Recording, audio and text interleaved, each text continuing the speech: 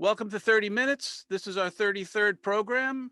It's November 25th, and we're looking forward to today's guest speaker because he's not only an internationally recognized speaker, but he's also a very good friend of us and a colleague from years ago. My name's Dr. Andy Nazarechuk. I'll be the moderator for today's program. And first, let's get a welcome from our co-founders, Perry Hobson. Why don't you say hi, Perry? Well, good morning, good afternoon, or good evening, depending where you are in the world. So I'm Professor Perry Hobson. I'm based here at Sunway University in KL in Malaysia. Thanks, Perry, and a very, very warm welcome to everybody from Perth, Western Australia. And I hope everybody's been keeping safe. I hope that you're not challenged with this online environment as we go into the digital space and learning. And that I'm very pleased to see as many people continue to join us on a weekly basis. So we look forward to today's show. And Mushtak, well, we're looking forward to seeing your presentation today, Professor Mushtak Al-Atabi. So we'll do the formal introduction later, but why don't you say hello to everybody now? Hi, thank you very much for being here, and really thank you for Andy and the rest of the guys for starting this. I knew about this really before they started, and I thought this is going to be, a fad. But I'm really pleased to see how this is growing in terms of its impact and reach, and also the number of people who are coming. So I'm really looking forward to having the chat with you. And we're looking forward to hearing your comments today too, and we appreciate your support. And of course, speaking of support, we have our academic partners, and we have many different academic partners. Perry, why don't you tell us about some of our academic partners today? Well, we've got academic partners far and wide, and so it's great to have that support from those different institutions, which include Mahatma Gandhi University over in India, to the Association of Hospitality, the Macau Hospitality and Tourism Association, which includes several institutions there in Macau, to COREP, the Council for Hospitality Educators in the Philippines, to Silver Mountain Hotel School up in Nepal, to right to the other side of the world, to the University of the Bahamas, to the ICE International Centre for Excellence in Hospitality and Tourism Education for its work in accreditation, and also to the University of Hawaii at Manoa. Alan, over to you. Yeah, thanks, Perry. And continuing on with the support of our academic partners, thank you very much to LPU, the Lyceum of the Philippines University, University of Santa Thomas, or UST, Sunway University, your own institution there, Perry, National Kaohsiung University of Hospitality and Tourism, and we supported them last week with a show on the weekend. Hi to all our friends at NKUHT. TIBFI, or the Tourism Industry Board Foundation Incorporated. Thank you to TIBFI members and the industry members that join us on a weekly basis. Joji Iligan and the International Schools Group with Joji, thank you again. And also Holy Cross College. Thanks everybody, and thanks again for your support. Thanks, Alan, and we'll cover the rest of our academic sponsors at the end of the program. We have so many; it's hard to catch them all. So very good. And of course, in honor of today's guest speaker, each week we make a 90-second video. And last week, as you could tell, Alan's video on domestic tourism was very well received. And so I made this one because I know our speaker today likes to talk about philosophical topics. So I wanted to make my own philosophical video, but don't worry, but next week, Professor Perry Hobson is making his first 90-second video next week. Yes. In great anticipation of that video. So it's going to be the most interesting 90-second video we've ever seen, we're sure. But today is a very simple question. So let's listen to 90 seconds. I'll ask our speakers to turn off their videos for a second, and we'll move on with our 90-second video.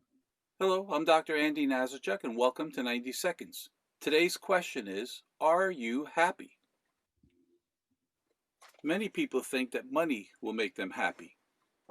And sure, it does. It pays the bills. Money is good. But exactly how much money do you need to be happy? Do you know? So we will go through life rushing through each day, seeking wealth, trying to make ourselves happy by obtaining material things. We believe that by getting that new job, well, that will make us happy because we'll be an executive in a big corporation. But we really don't know until we get there. Then we will work day and night, spending time away from the family and wondering what we're doing. So sometimes we'll stop and realize that this isn't working out the way we thought it would. Why am I doing this?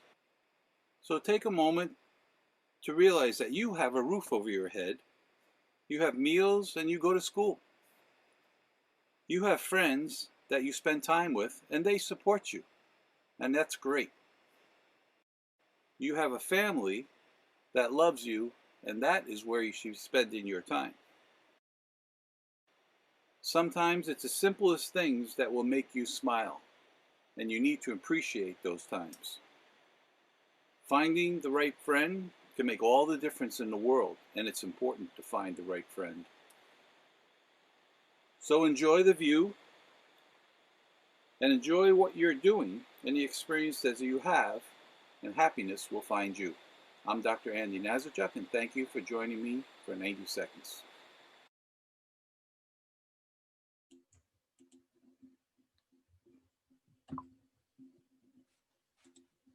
Wow, you've raised the bar, Andy. What a great 90 seconds. Some good use of video there. Well, you know, as we the more 90 seconds we do, the better we get, and we know that we wanted to set the bar very high because next week Professor Hobson's video is going to be, he's going to come out, and we're looking forward to it. Oh, thanks for that. But it's a simple point. But let me introduce today's topic and our speaker, then we'll chat a little bit. We always have speakers from hospitality and tourism, but today it's always good to have a speaker from a different area who can tell us different views of our industry. And today our speaker is going to talk about a 30-minute history of human jobs. And the hospitality industry has lots of jobs, so you can use some of these ideas in our own industry. But today our speaker is an old friend, and we're happy to introduce him. He's Professor Mushtak Al-Atabi, who's the Provost and CEO of Heriot-Watt University in Malaysia. He is a professor of mechanical engineering. He's also the editor-in-chief of the Journal of Engineering, Science, and Technology. But most importantly, he's written 3 different books. And in our flyer that we sent out, the 3 books were there. One was Think Like an Engineer, which I have a personal signed copy from Mushtak. So he gave me that first book. I remember that day. He also has a book on driving performance, which is based on his engineering work with students who are building cars. And the last one I haven't read yet. I don't know. It says Shoot the Boss. Maybe you can give us a little comment about that later. But he's also very comfortable online because he's one of the first professors in Malaysia to offer a MOOC, a massive open online course, which is really the foundation for Zoom classes today. And we met Professor Mushtak from Taylor's University. Perry and I, both of us, we worked together there, and we always had a lot of fun. And I can remember all of the chats and coffees that we used to sit there and discuss how we were going to solve education problems. But he went from a senior lecturer at the university to the dean of the engineering school. He then was the pro vice chancellor of strategy for Taylor's University. And of course, that positioned him for a wonderful job as provost and CEO of Heriot-Watt University. So Mushtak, welcome to our session. And I know Perry's going to have to add a couple comments here. So Perry, why don't you tell us what you think here?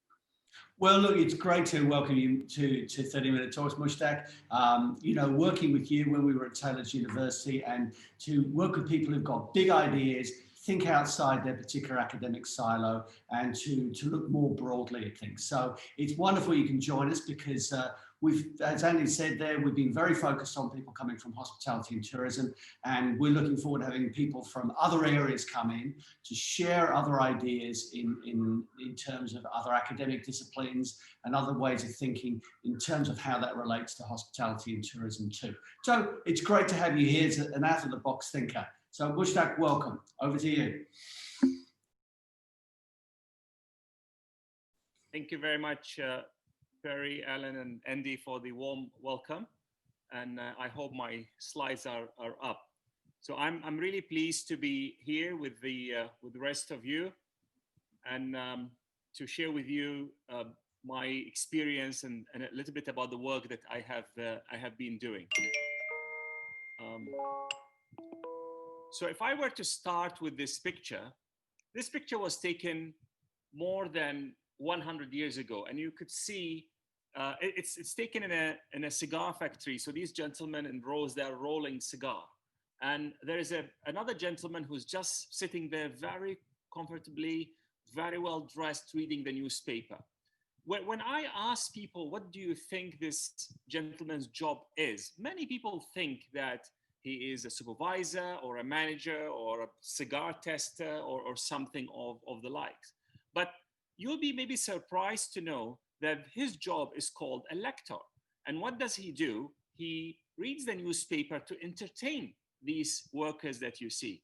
And we can't recognize this job because this job has disappeared. It doesn't exist anymore.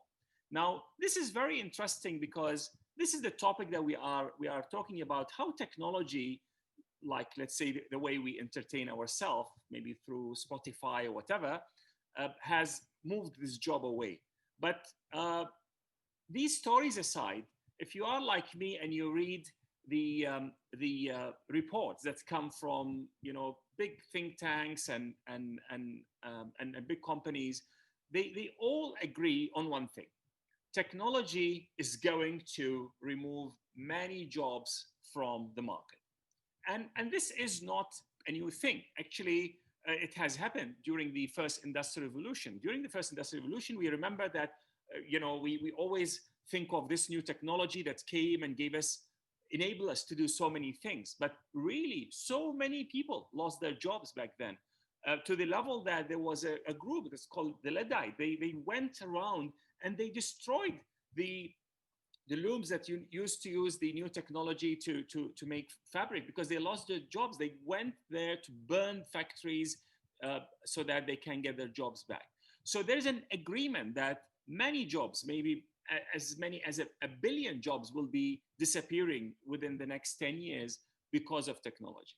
Now, the thing that we don't agree on is, will we have better job, more fulfilling job, higher paying jobs or not? So here there are two schools of thoughts.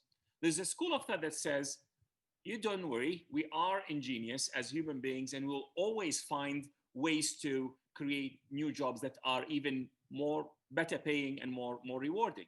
But there's another school of thought that say, no, this time it's different. Look at Google, it's one of the largest companies in the world. How many people do they employ? Actually, it's a fraction of what, let's say, General Motors has to employ. So as we move into digitization, we are needing less and less people. So the first thing that I would like to do today is to provide you with a framework to make up your mind about, will this job disappear? They will disappear, but will we have better jobs or not? Now, I believe that we as human beings, we bring to any endeavor that we do, anything that we do, any work, three types of capabilities, three types of labors. There are the physical capability or the physical labor, the cognitive capability, our ability to think, and the emotional capability as well. Now, all of these, they come at different levels. So physical labor could start with, manual work. You give me a broom and ask me to sweep the floor, requires, very, very little thinking, but mainly physical labor, to skilled work. There are some skilled work that we need to do. It has a huge manual component to it, and also precision work. So if you are a heart surgeon, yes, you need your cognitive capabilities, but there is dexterity and skill that you need to learn. The cognitive labor also moves from the bottom of the ladder, which is our ability to memorize and remember things, which is a cognitive faculty nonetheless, to analysis, critical thinking, and ultimately creativity and the generation of new good ideas. Emotional labor is really about our self-awareness, our ability to empathize, build relationships, look someone in the eyes, and create a sense of trust, and also behaving ethically. Now, we have been, since the dawn of civilization, on a journey to replace ourselves with some other form of technology or some animal power. So the shaded area in my graphs that I'll be sharing here will be the areas that we managed to displace ourselves out of. When we started with the physical labor, since the time we domesticated horses and animals and we invented the wheel, we have been on that journey to make the physical component of our work or presence less, because we don't want to do difficult things. And that continued steadily until around the 1800s, when we had the first industrial revolution. That's when we harnessed the power of steam, and we were able to create machines and equipment that are really stronger, faster than us. So slowly we lost it entirely in the physical labor domain. That was the time where universities like ours 200 years ago started to educate the people who lost their jobs in their manual jobs, to make them managers and accountants and engineers and the rest of it. But back then, people thought the future of jobs will depend on our ability to think, our cognitive labor. And people thought there's no way a machine can take this job from us. We were so sure, until in 1997, something happened. Deep Blue, which is a computer, was able to beat the reigning human champion of chess. Now, chess is a very special game because we always thought there's something special about chess, something human about chess. There's no way that the machine could do it better than us.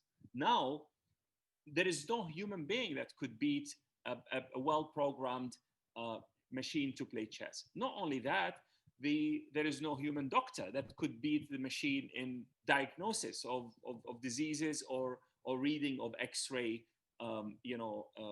X-ray pictures, or images. So slowly, what we used to use as a basis for us to get a job, our ability to memorize, our ability to analyze, our ability to compare, we are absolutely out of our depth, particularly with the presence of what we call big data, because the data that comes, it comes in such a huge set that there is no way we could even analyze them, and we need machines to do that for us. Now, this trend is increasing and continuing.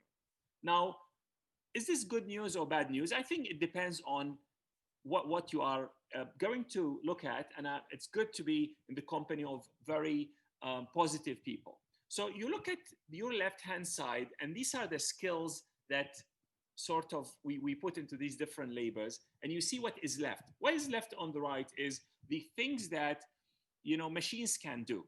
And a good thing that you see, there are stuff in all of the three domains that are left for us, at least for now.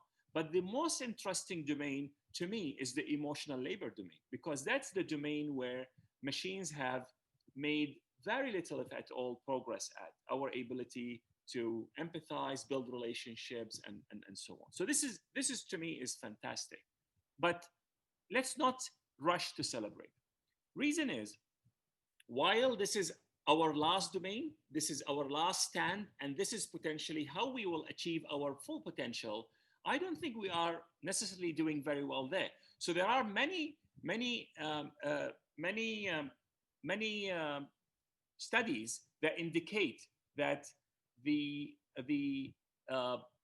emotional intelligence and also the mental health of particularly young people is actually going down, and it's not getting any better. So this is an area that we need to really build our capability in, but what's happening is we are generally losing our grip at.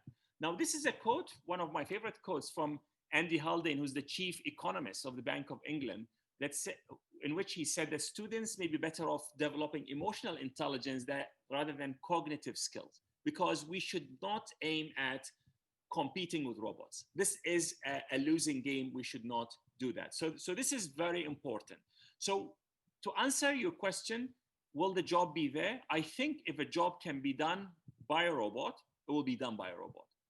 And if the job, because the amount of humanness, the amount of emotional connection, the trust that we infuse in it because we are human, then that will be the job that will remain. And this is not only for jobs in hospitality. You look at accountants, the part of the work that's about, balancing the books and so on, all of it could be automated just like that.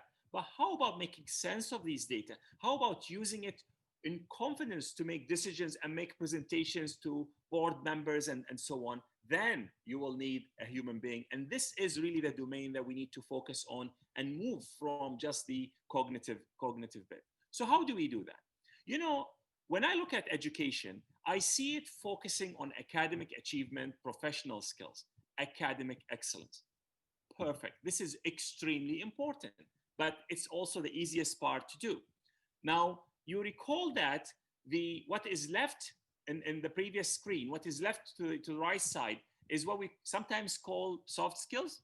Now, soft skills are very interesting because they are soft skills, but they are hard to teach, they're hard to learn, and they're hard to assess, to examine. So they are actually very, very, very difficult. Now, I believe education should also focus on well-being so that people do feel happy, feel contented, feel at ease and being able to contribute. And I think education should also focus on building character, promoting values, and also building soft skills. So when you put all of that together, and if you put a sense of purpose and meaning at the center, then we will have an impact on the world. It could be an economic, cultural, social, whatever, an impact, something that's good they want to do beyond ourselves. Now, this is what we call positive education. It's education that not only focuses on academic excellence like most of us are doing, but really takes keen interest in building people who have a sense of purpose and also well-being and character. So this is very, very important. So I'll be sharing very quickly few initiatives that we are doing at my university to work positive education out. So one of the things that we do is we have a program we call the Empower program. And the Empower program is a program that goes in 4 stages. Every students, when they join the university, they need to go through what we call the Watt level, which focuses on knowing and leading self. Every student has to do that. The cornerstone for this is defining their impact and building an impact statement. If you go to any university in the world and ask students, what do you do here? They will tell you, I'm doing hospitality, I'm doing engineering, I'm doing accountancy, because we draw so much sense of identity from the course that we do. Our dream is if you come to our university and ask a student and say, what are you doing here, young woman or young man? They will look you in the eyes and say, before I graduate, I'm working on a project to plant 1 million trees, because throughout their lifetime, they're going to remove 100,000 tons of CO2 from the atmosphere. Oh, and by the way, I'm doing chemical engineering. We want people to think of their impact and purpose first. Now, this does not come naturally to people. As a matter of fact, when students come in to register and we ask them, okay, what program do you want? They say, I'm not sure. And when they choose the program because their father or mother asked them to do it, we say, what do you want to do with your life as a mechanical engineer? They would say, I'm not sure. After that year, they become more confident and more sure. And it's so important to start with a sense of purpose. Now, the other levels of the program are not compulsory, but we encourage as many of our students as possible to complete them. And that's where we do what we call the kilowatt level. It's about leading team, the megawatt level, which is about leading communities, and also the gigawatt level, which is about leading enterprise. One of the key things that people do at the watt level, at the first level, which is leading, knowing and leading self, is to teach them about emotional intelligence. And emotional intelligence is about knowing and understanding and appreciating the role emotions play in our own well-being and our decision-making in our life in general, and also the role they play in others. So people who are aware, self-aware and socially aware are able to be more successful. There's a lot of research that shows, first, those people who have emotional intelligence are more successful. And second, the emotional intelligence is a skill that can be developed. So we work with our students on building their emotional intelligence capabilities. Now, one of the things that we teach our students is we teach them how to say thank you. And I'll try to play this video for you of some of our students after they have learned how to say thank you, and they are now thanking their parents.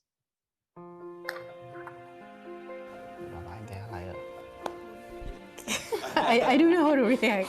Okay.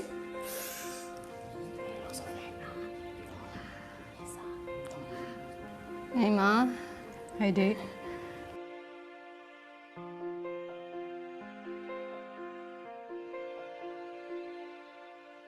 You always wanted to tell her, but very hard. I'm about to read something to you, and here it goes. A love letter. Dear Mama and Papa, there are not enough words to describe how thankful I am to you. Thank you for carrying me and guiding me all the way. I feel incredibly grateful to have you as my mom. I bet you never expected this when I told you to attend my graduation. As your daughter, I can do so many things to make you be happy and be proud of me. I know I don't show how grateful I am enough, but I really am. As we're a typical Asian family and we rarely express our affection towards each other. From the time I couldn't speak properly at a young age and being a very shy little girl to being someone who is confident and very determined to achieve anything.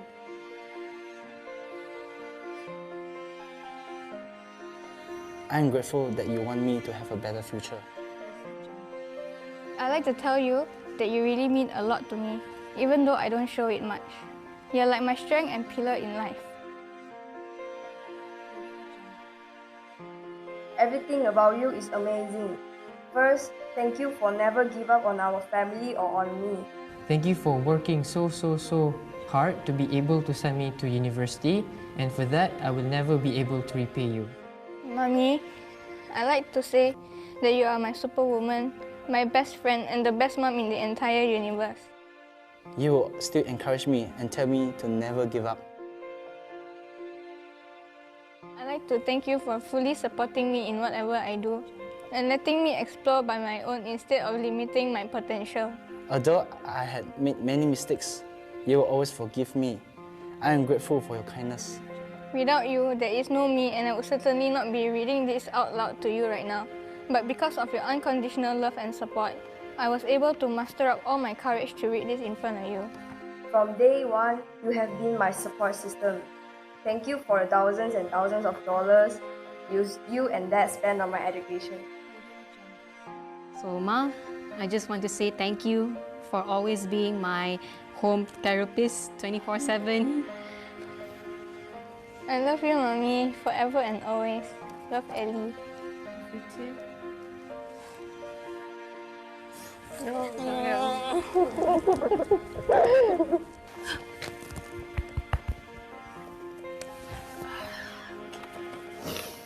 Oh, just for touching.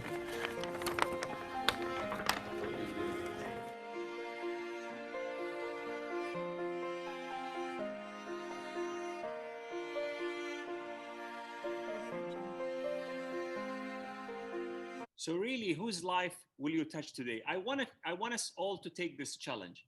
Pick someone, and before the end of today, thank them. But don't say thank you for everything. This means nothing. Thank them like these kids thank their parents.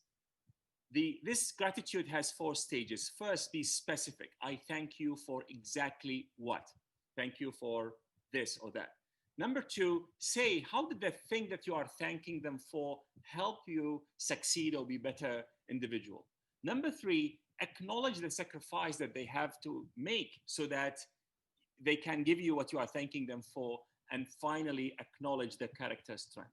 You do it face to face, send it in a WhatsApp message, and wait for magic to happen, because this is going to really be very good, and it's going to make you closer to the person that you are thanking. Now, I talked about impact statement. I'll show you a very quick video of our students reading their impact statements. But I want also to say that before we ask our students to have their own impact statements, we actually got all of our staff to develop their own impact statements. So only when we start by ourselves, we can ask other people to do the same. Education should empower our students beyond academic achievements. It should build character and the soft skills needed for success in life and to enhance personal well-being. It's all about cultivating a sense of purpose, which will lead to making an impact on the world around us. At Heriot-Watt University, we call this positive education. I'm a writer. I am a bridge builder. I am a light bulb. I am a change maker. I am a catalyst. I am a breath of fresh air. I am a peacemaker. I am a soul warrior. I hope to communicate to other people my own sentiments to express what I feel about issues in today's world. My purpose is to help others develop a personal understanding and perspective of the world around them. I aim to encourage the sharing of opinions and perspectives between people from different walks of life resulting in the development of positive worldviews. My purpose is to encourage and support the community around me to reach the best versions of themselves.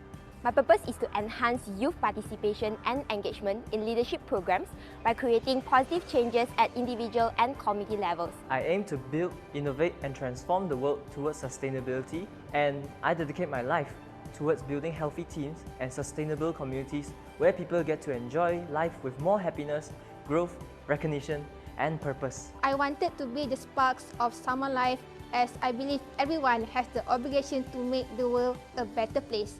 I promise to the best of my abilities to contribute to the sustainability of this country and give impact to others. My purpose is to help people manage their financial matters in order for them to achieve a better financial security and also to reduce their financial burden on their shoulders. I find joy in connecting with other individuals in hopes of adding value into their lives. My purpose is to help others in all capacities to create a positive impact in their lives. I aim to create a platform with the help of industry leaders for young individuals with mental health issues and those who need support and guidance to pursue their dreams in life.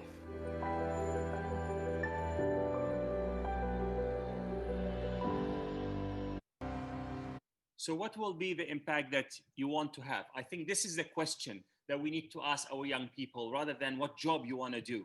Because when we start with impact and purpose, the rest will line up. I'm approaching the end of my talk. So the other thing that we do to promote well-being in our university, we've adopted this framework. It's called the 10 Keys to Happier Living.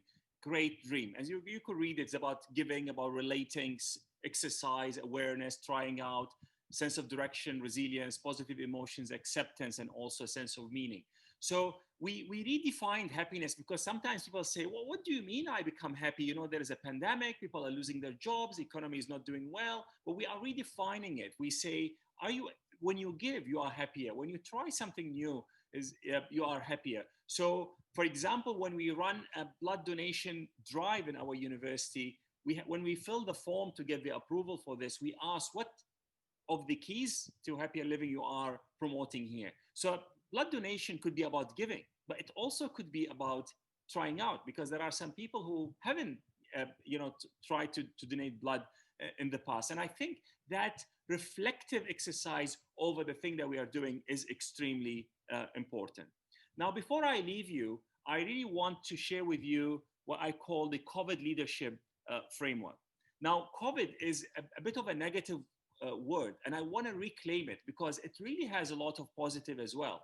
So I would like you to think of the C for communication, and it's about what story you'll be telling it, to whom, and using what language. The O is for opportunity. How are you going to identify value, and how are you going to make this value reach the people that you want them to have it? V is for vision. What is your vision for the future? After we are out of this pandemic, do you envisage that we are going back to our old ways, or you envisage a green recovery or something new, or even a new vision for you yourself? Because you can do it. It is possible, and this is the time to do it. Impact. What will be the impact that you will have on the community beyond you, whether it's your family or your city, your country, or even the world? Because every one of you has the potential of touching the world. As a matter of fact, every one of you is touching the world already, whether you know it or not. When you are aware, then the impact would be bigger. And then development. How are you developing yourself? How many 30-minute talks are you attending? How many books are you reading? How are you helping other people to develop themselves? I wanted to also share with you my impact statement. So my impact statement reads like this: I am a storyteller, and my purpose is to inspire others to tell more empowering stories about themselves and about the world in which we live. And I want to really end by a story about myself. This is a picture of mine that with our Vice Chancellor, and the gentleman to the right in the yellow robe is royalty in Malaysia. He's a sultan, and we gave him an honorary doctorate. And a couple of years after that, we were visited by a member of the British royal family, Prince Edward. So when these pictures went out to the social media, a friend of mine said, when you were a child in Baghdad, have you ever dreamt of being in Malaysia, walking next to royalty and wearing a Scottish kilt. And that reminded me of a picture of myself really at that time when I was 9 or 10, walking with my father. And I knew that my story will bring me to Malaysia or even to speak with you at a 30-minute show? Definitely not. But I want you to remember that the stories that we tell in our heads are so important. And when we tell them in a positive way, then they will change our life and they will change the world. Thank you very much. Mesh, that was a wonderful presentation. And I know we have a few students out there, probably some tears in their eyes when they saw that one video. Alan? Yeah, absolutely. What a fantastic presentation, Mushtak. Thank you very much for sharing your thoughts and a vision on I guess, achieving some level of happiness and contentment within life and sharing those impact statements and purpose in a positive manner. Thank you for sharing your thoughts. And I agree with Andy. What an emotional video. I'm no doubt there's people with tears in their eyes at the moment. Perry? Absolutely. I think it really is giving me some deep thinking about the impact. And I think for those joining us today to think about what's their personal impact going to be? What are the things they're looking forward to be able to do in life? And I think that's really some really good reflection there for all of us. And, you know, I think so much of it, to begin with there, we tend to get so focused on a job. Will that bring us happiness through doing those sorts of things? And to think more about where and the impact that we can have on society, the people around us, all those sorts of things is so much more important. Andy? Yeah, very good. You know, Mushtak, you mentioned, you said jobs are going to change. And one of the things I think the pandemic has made us do is it's forced us to review the way we work and the way we learn. And with artificial intelligence getting better each and every day and computers getting better, you know, how fast is this change going to come? And when is the new normal going to become the new normal? So you see what's happening here, really what we can call a human gap. And it's a human gap because the development that we are doing is making the things in the world very difficult to be controlled or even sometimes understood by us. So we are creating big data that our brains are unable to process. We are creating very fast machines, social media, and things like that.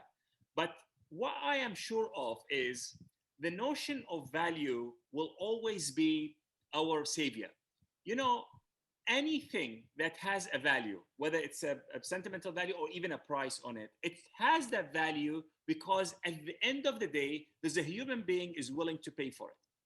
So I'm so optimistic about the human future because if there is no human, if the machines just start making things for themselves, then who will at the end of the day value that thing? So what we need to focus on is what do we value? So if what we value is connection, then that connection will become so expensive. So the machine could do all the simple things, but maybe when you go to check into a hotel, there'll be someone who will look in you in the eye and say, "Oh, Mr. Nazarechuk, I think you look tired," and they can talk to you about your grandchild and say, "How many grandchildren do you have?" Or something that will make a connection, and that would be something so valuable. And the future of jobs will be more about that. Engineers can make all sorts of things, but we will sell them only through connection. Accountants can do all sorts of things, but without making sense of that in a way that a human being would understand, then it will not happen. Policymakers will not be making decisions. And I think the pandemic also showed us that looking at the data is actually very difficult to work out what to do.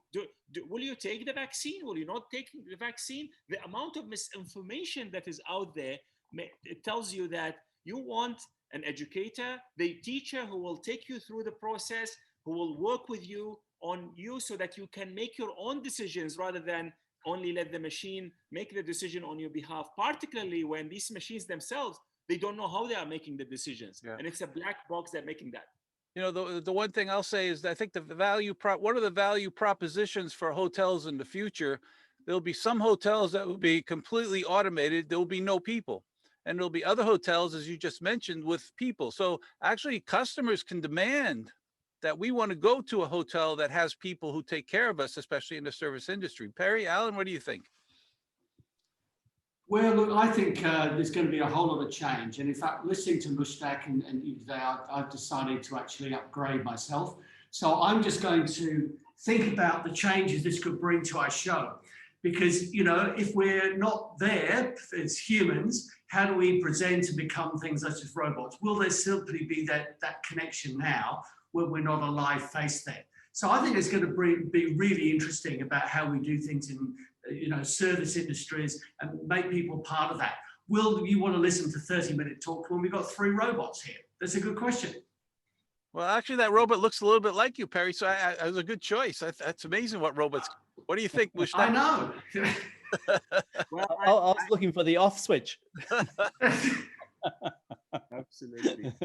Only joking, Perry. Yeah, absolutely. You make a good point there. And Mushtak, there's a question that you've created a discussion amongst the participants already, and there's a few questions that have come through. And I think one of them you've just answered in your most recent comment in relation to emotional intelligence being more important than cognitive skills.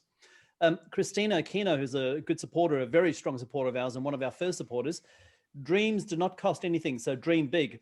What is the biggest motivation to move dreams to reality? I think without thinking of the impact that these dreams will have on the world, we could give up on our dreams. You see, having a sense of purpose is such an important thing because there's also research that shows, you know, people don't harm themselves, don't commit suicide, and if they know that someone else will depend on them. We all heard of this story of someone who is going to throw themselves off the bridge, and they say, if one person asks me about how do I feel or say hello to me on the way to the bridge, I will not, you know, commit what I'm going to do. So that sense of connection is so important. But the dream is very important as well, because if we don't start with the vision, there's no way we will reach there. But really anchor it with purpose, and the purpose, you know, it shouldn't be I want to be rich, because this is a consequence. It will happen if you are successful, but what would be the impact that you will have on the world is such an important thing. And trust me, we ask these kids at times, and you could immediately see a change in their attitude and say, no one has asked me this. Do you really think I can have an impact on the world? I say, absolutely. You know, the fact that you're listening to me, you're having an impact on me, and I could go and impact other people. So that connection and impact is so important. Mushtak, I think that's an excellent way to bring our discussion to a close. We have a few more things to cover, but I think this has been one of the more thought-provoking topics that we've discussed. We've even just replaced Perry with a robot, and absolutely. The real person better or the robot, but overall, you know, I think that the one thing that you said that made me is that the positive education. No matter what happens, we have to be positive, we have to be helpful, we have to support each other, and if we do that, then I think we've made our impact. So thank you again for joining us. Alan and I will finish up the show, and we'll look forward to hearing the comments from our students as we go through the rest of the survey and the program. So thank you very much for joining us, Mushtak. Thank you very much for having me, and have a great day, everybody. And again, we need to support, without the support of our academic partners, it's always difficult to have the program. And again, we want to thank UNLV, the Heriot College of Hospitality, the PATA, Pacific Asia Travel Association, Asia Pacific CRE, and of course, our friends over at HOSCO, our speaker last week, John Lohr. All of our academic partners are very important to the program, and we always appreciate their support. And we should say welcome back to Perry. Yeah, Perry's back. Oh, I didn't recognize the difference. Good. You want to go through the certificate for us? Yeah, absolutely. Listen, everybody, as usual, if you're looking for a certificate of attendance from the 30-minute talks, don't forget to scan the QR code. We'll put the link into the chat function very shortly as well. What we require from you is to, when you complete the survey, please let us know what your 3 key learnings from today's programs were. And as you've already, now that you've listened to Professor Mushtak, I'm sure you've seen that there are many more than 3 key learnings you could take away from today. Add at least 3 of the key learnings that have, I guess, impacted you in today's presentation. and you'll qualify for a certificate, and that will be sent out usually within the week. Perry? Look, thank you very much for everyone for joining us again, Mushtak. That was a fantastic, very, very thought-provoking session we've had this week, and that's going to lead us into next week. Next week it's going to be a focus. And Andy, do you want to talk a little bit about what we're up to next week? Next week we have a first for our 30 minutes talks next week. Last longer than 30 minutes because we have been asked to have our program be a part of the first Asian Tourism Research Conference that will be held by the Mahatma Gandhi University in India. And so all three of us will be giving presentations on the different status and the different concepts and where we are in each country concerning the pandemic and all of the things that we've discussed. A lot of the things we'll bring from past shows, but we expect a large crowd next week. So next week, when you come to 30 minutes, it's going to be 60 minutes, but I can't use that term because I think that's copyrighted. But we use 2 times 30 minutes. We're all gonna participate, and you'll be able to make some new contacts with students and faculty, and maybe some industry people from a different country. And we're looking forward to next week's presentation. And so, thank you very much for that. And let's move on to our final slide. Perry, why don't you give us your closing comments? Well, my closing comments are, it's been this week is some very thought-provoking things about what's the value of jobs, will jobs be replaced, what do we want to be as humans, the impact that we want to make. And I think that's something that's a big takeaway. So again, thank you very much for joining us, and I'll look forward to seeing you in reality or with the new me next week. Absolutely. Thanks, everybody. And thanks, Perry, for your thought-provoking imagery there at the moment. Don't forget, everybody, emotional intelligence is one of the most important forms of intelligence that you can have. And there were a couple of comments and questions being asked by participants throughout the day about the value of emotional intelligence. I think no doubt that people that have strengthened in emotional intelligence certainly normally go to the top of the list when you're looking for employment. And I think that's what came out of part of our presentation today. And I think that will certainly continue to grow in the future. So work on that emotional intelligence, connect with friends, connect with family, and connect with yourself. Thank you again for watching 30 Minutes. And again, to say goodbye, I want to say thank you to Professor Mushtak again for his excellent presentation. It's always good to see a good friend, and we do appreciate him, and we must look forward to seeing him again someday soon when we can go visit him. And I'm Dr. Andy Nazarechuk, and this is 30 Minute Talks, and thank you for joining us this week. We'll see you next week. Goodbye. Bye. Thanks, everybody. Goodbye. Keep safe.